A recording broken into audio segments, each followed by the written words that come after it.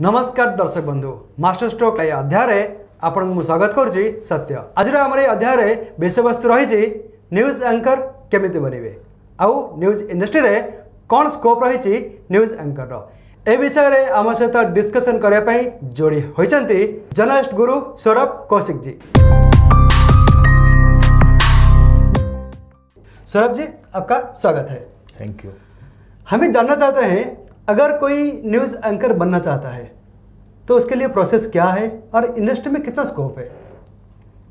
देखिए, जो news anchor जो आप सोचते हैं, यहाँ पर मैं एक बहुत बड़ी भ्रांति जो है या मिसकंसेप्शन जिसे अंग्रेजी में कहते हैं वो क्लियर कर देना चाहता हूँ। बहुत सारे लोग ये सोचते हैं कि हम न्यूज़ रीडर या न्यूज़ एंकर बन जाएं, है ना। तो ये जो डेजिग्नेशन सिर्फ न्यूज़ एंकर या न्यूज़ रीडर ये दूरदर्शन के ज़माने से चला आ रहा है। दूरदर्शन पे पुराने ज़माने में होते थे न्यूज़ रीडर जो कि सिर्फ न्यूज़ को रीड करते थे। उसमें उनका डिक्शन देखा जाता था, प्रोनाउंसिएशन देखा जाता था जी।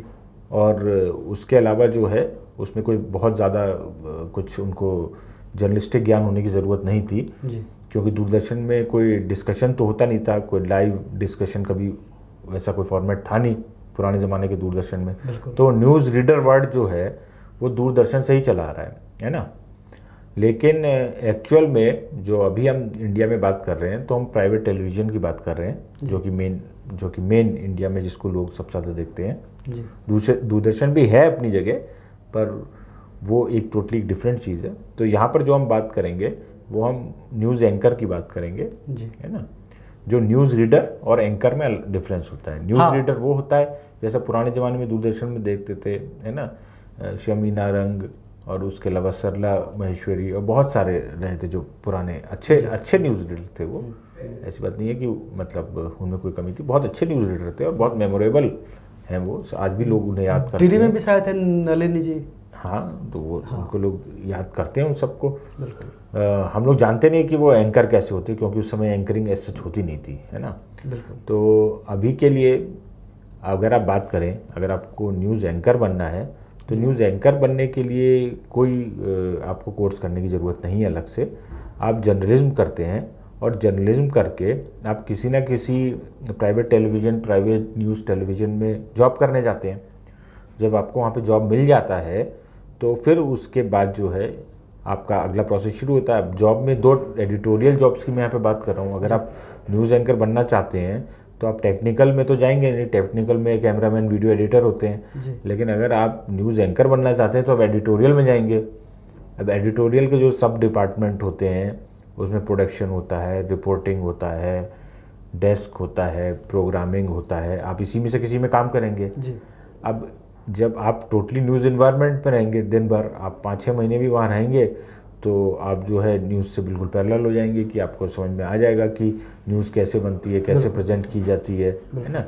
जैसे घर में बच्चा होता है तो उससे कोई लैंग्वेज आपको बचपन में सिखानी नहीं पड़ती है, जो मदर टंग होती है अपने आप ही ग्रैब कर लेता है। वैसे ही जब आप जॉब करने जाते हो तो आपका एक नया बर्थ होता है, तो आप ऑटोमेटिकली उस इन्वायरमेंट में रह करके ही जो है आप सब चीज़ें सीख लेते हो जी।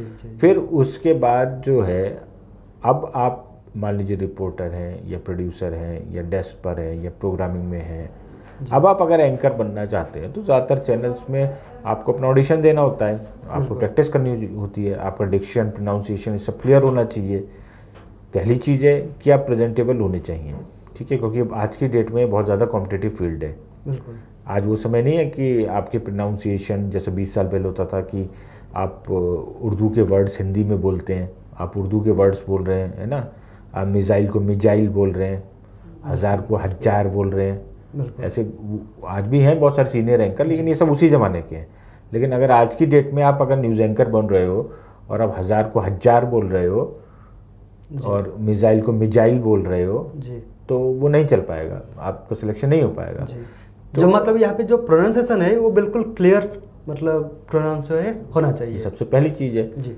फिर उसके बाद जो है आपकी नॉलेज, आपकी इन डेप्थ नॉलेज और जैसा पहले ज़माने में लोग अपने नॉलेज को हाइड कर लेते थे, क्योंकि पहले ज़माने में जो है टेलीप्रॉम्प्टर में जो सामने लिखा है, बहुत सारे लोगों को ये भी लगता है कि न्यूज़ एंकर्स की मेमोरी बहुत अच्छी होती है कि बिना देखे लगातार बोल रहे होते हैं, तो उनको शायद नहीं पता है कि सामने टेलीप्रॉम्प्टर रहता है, टेलीप्रॉम्प्टर में देख करके ही स्टूडियो में एंकरिंग कर रहे होते हैं। कई एंकर तो बाहर लोकेशन पे भी टेलीप्रॉम्प्टर लगा लेते हैं खास ओकेजन्स पे, ठीक है।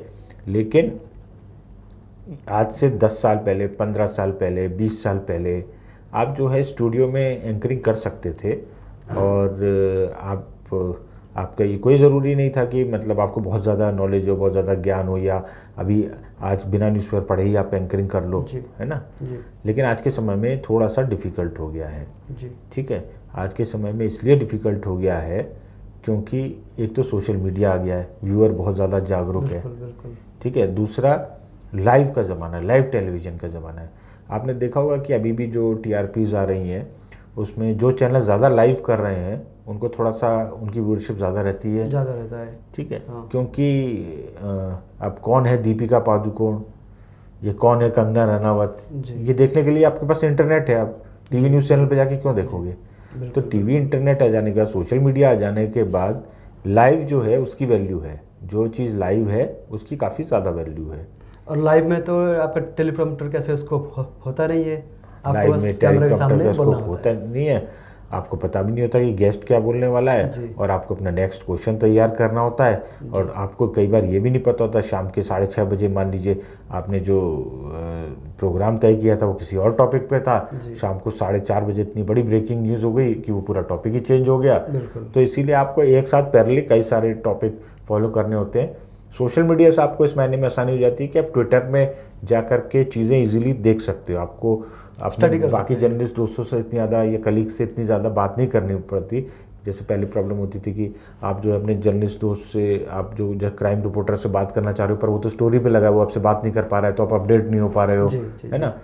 अब सोशल मीडिया के आ जाने से ये कि आप सोशल मीडिया पे जो भी विश्वसनीय ब्रांड है आप उनका पढ़ सकते हो, है ना, कि उसमें क्या लिखा हुआ है। दूसरा एक इम्पॉर्टेंट चीज़ और हो गई है कि आजकल जो है बहुत सारे लोग जो है ट्विटर पे, जो बड़ी सेलिब्रिटीज़ हैं उनके ट्विटर हैंडल्स बहुत पॉपुलर है जी, तो आपको कुछ मालूम, आपने बस इतना सुना कि पीएम ने कहा है तो आप जो है सीधा ट्विटर खोलोगे और आपको मिल जाएगा कि पीएम ने क्या बोला है, बिल्कुल, है ना, मोस्ट प्रॉब्ली मिल जाएगा। और पीएम तो मैं बड़ा एग्जांपल दे रहा हूँ, इवन जो छोटे एग्जांपल्स में या जो बाकी जो सेलिब्रिटीज़ हैं, वो बॉलीवुड के स्टार हैं, मान लो किसी कोई बोले कि आमिर खान ने बोला है, शाहरुख खान ने बोला है, या किसी ने बोला, कहीं ना कहीं आपको ट्विटर में उसका मेंशन मिल जाएगा आराम से, तो उससे आपका काम इजी हो जाता है। बस जाते जाते एक लास्ट सवाल, चाहे वो नेशनल मीडिया हो या रीजनल मीडिया हो, कितना स्कोप है? एंकरिंग का बहुत स्कोप है, लेकिन मैं फिर से ये कहूँगा कि नॉलेज, खासतौर पर प्रेजेंट डे नॉलेज, इस हफ्ते, पिछले हफ्ते, उससे पिछले हफ्ते क्या हुआ है, ये जानना बहुत इंपॉर्टेंट है। जब हम लोग इंडस्ट्री में आए थे 20 साल पहले, तो सवाल भी ऐसे होते थे कि मतलब आपको ये मालूम होना चाहिए था कि इमरजेंसी के टाइम क्या हुआ था, जो कि उससे भी 20 साल पहले की बात थी। तो आपके पास बैकअप लाइब्रेरी एक माइंड में होनी चाहिए थी। लेकिन आजकल जो है पब्लिक मेमोरी इतनी शॉर्ट है कि आप पुराने मेंशंस जो हैं वो ज़्यादा आप करते नहीं हो, और आप जो बात होती है नॉर्मली हफ्ता, 2 हफ्ता, 3 हफ्ता, इतनी ही बात होती है। अगर सडनली मैं कोई 5 साल पुराना कोई स्कैम भी ले आऊँ तो पहले जनता को समझाना पड़ता है कि ये क्या स्कैम था, क्योंकि पब्लिक मेमोरी भी बहुत शॉर्ट है, लोगों को याद ही नहीं आता है, ठीक है। तो इस तरीके से जो है अब एंकर्स के चैलेंजेस चेंज हो गए हैं, लेकिन एंकरिंग करने के लिए आपको अलग से कोई कोर्स करने की ज़रूरत नहीं है। आप एक नॉर्मल पहले न्यूज़ चैनल के एडिटोरियल के एम्प्लॉय बनते हो, उसके आगे से आपका एंकरिंग का रास्ता निकल सकता है। ये आप रिपोर्टिंग करके भी कर सकते हो, प्रोडक्शन के जॉब्स के साथ भी कर सकते हो, प्रोग्रामिंग के जॉब्स के साथ भी कर सकते हो। तो दोस्तों, आप सुन रहे थे जर्नलिस्ट गुरु सौरभ कौशिक जी को।